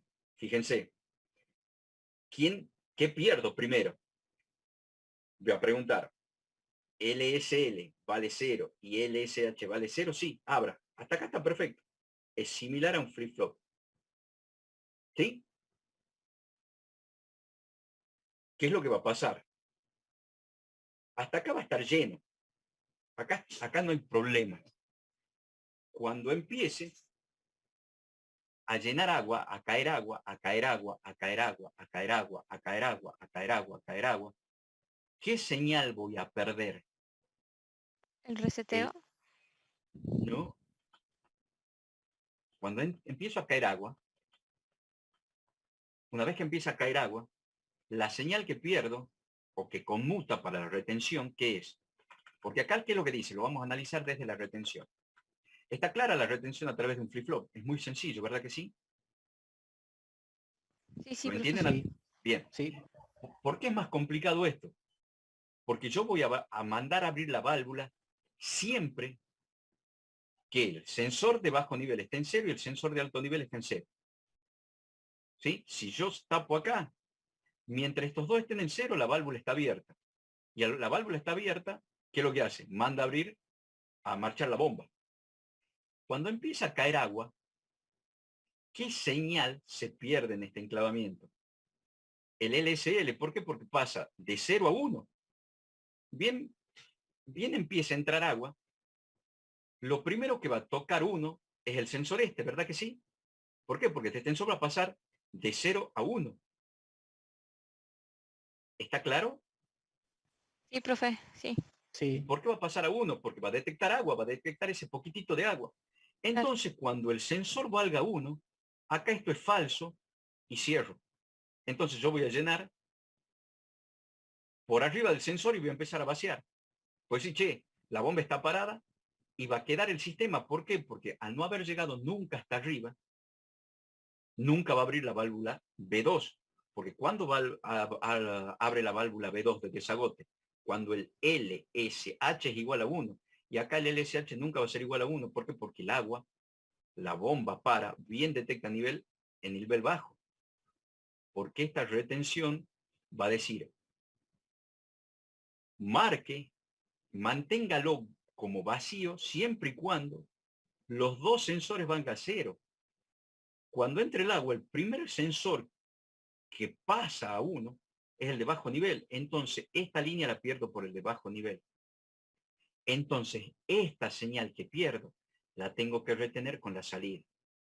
Entonces, ¿cómo va a ser cuando yo pierda la veracidad de que el sensor de bajo nivel es igual a 0? Es decir, ¿la sensor de bajo nivel es igual a 0? Sí. ¿El tanque está vacío? Sí, siga por acá. ¿Cuándo voy a decir que el tanque está lleno? Cuando el LSH valga 1, porque va a venir entrando por acá. ¿El tanque está vacío? Sí. ¿El LSH igual a 1? No. Siga. ¿El tanque está vacío? Sí. ¿El LSH es igual a 0? No, vale 1. Listo. Y ahí termina. ¿Se dan cuenta? Ahí cae solo el flag. Solo cae por lógica. En cambio acá yo lo tengo que resetear. Cuando yo empiezo a llenar agua, pierdo la señal del sensor de bajo nivel porque conmuta de 0 a 1. Entonces esta línea se hace falsa. Pero lo que yo retengo es con la salida que pierdo, es lo que les decía. Pongo en paralelo la señal que cae de entrada, la señal que cae, ¿sí? El antecedente que cae, lo retengo con el consecuente. ¿Cuál es el consecuente? La bandera. ¿Y cuál es la señal que cae? El sensor de bajo nivel. Porque pasa de 0 a 1. Al pasar de 0 a 1, este segmento se hace 0, se hace falso, porque aquí pregunto, ¿vale 0? No, vale 1, falso, muere. Entonces, al morir esta línea, se cierra la válvula y paro la bomba. En cambio, al decir que ven, che, el tanque está vacío, sí, el tanque está vacío todavía. El tanque está vacío, sí. El LSH vale 0, sí, siga. Sin embargo, ya esta condición no es cierta, porque aquí vale 1. Y a mí no me importa, porque lo estoy evaluando por la bandera, que es el consecuente. Entonces, ¿cuándo va a caer? Cuando el sensor de alto nivel valga 1, porque aquí lo evalúo con 0. ¿El tanque está vacío? Sí. ¿El sensor de alto nivel vale 0? No, vale 1, listo. Apague todo. Y ahora sí, vacío. Esa es toda la clase. Sé que no es fácil. Lean de nuevo bien el ejemplo 7. Lean bien el ejemplo 7. ¿Sí? Síganla la lógica, primero de funcionamiento, y segundo, segmento por segmento. Y entiendan la retención. ¿Cuál es el concepto de retención? A mí se me va a caer el segmento cuando uno de los antecedentes desaparezca, pasa a ser falso, porque dijimos una secuencia en serie es un i, entonces todo tiene que ser verdadero para que siga. Si cae uno de los antecedentes, todo vuelve falso. Entonces, para retener, yo retengo con el consecuente la señal del antecedente que se pierde. Entonces, eso se llama puentear. ¿Qué quiere decir puentear? Si vale 1 o vale 0. Si vale 1, sigue. Si vale 0, también. ¿Se dan cuenta? Eso normalmente se hace, por ejemplo, una seguridad. Si mi máquina necesita que un sensor valga 1 y ese sensor de campo se quemó y no tengo reemplazo y me dicen, siga, ¿qué hago? Y pregunto, si está hecho el sensor o no está hecho el sensor, siga. Entonces, ya sea por 0 o por 1, la secuencia sigue. ¿Se dan cuenta? Eso se llama puentear. Acá se puentea la señal que cae. ¿Y con qué se puentea la señal que cae? Con la salida, que es la que quiero mantener activa. Bien. ¿Alguna consulta? Por eso yo les recomiendo mañana háganlo al curso. Al que pueda, hágalo. Obviamente, aquellos que tienen clase no lo van a poder hacer, pero una vez que haya culminado la clase, César la va a subir y búsquenla la clase, porque si no, le va a ser muy difícil resolver el práctico 9. Y si le va a ser difícil resolver el práctico 9, va a ser difícil consultar lo que dudaron. Y si no consulta lo que duran, va a ser muy difícil defender. Y tengan en cuenta que ustedes no eligen quién defiende. Se sortea al azar. Y la nota de ese compañero es la nota del resto del grupo. Y ya les dije, tracciona tanto para regularizar como para proporcionar y al igual penaliza. Si alguien tiene 7, 7 y su compañero defendió y sacó 4, a recuperar. A recuperar. ¿Estamos de acuerdo? Así que todos tienen que saber exactamente lo mismo. Y eso requiere compromiso de cada uno de ustedes para con el equipo. Si uno falla el compromiso y tiene la mala suerte de tener que defender, tendrá que explicarle a los restos del compañero por qué todos desaprueban. ¿Está claro? Sí, profe. Sí, profe. Perfecto. Les deseo un muy buen fin de semana. Cuídense mucho.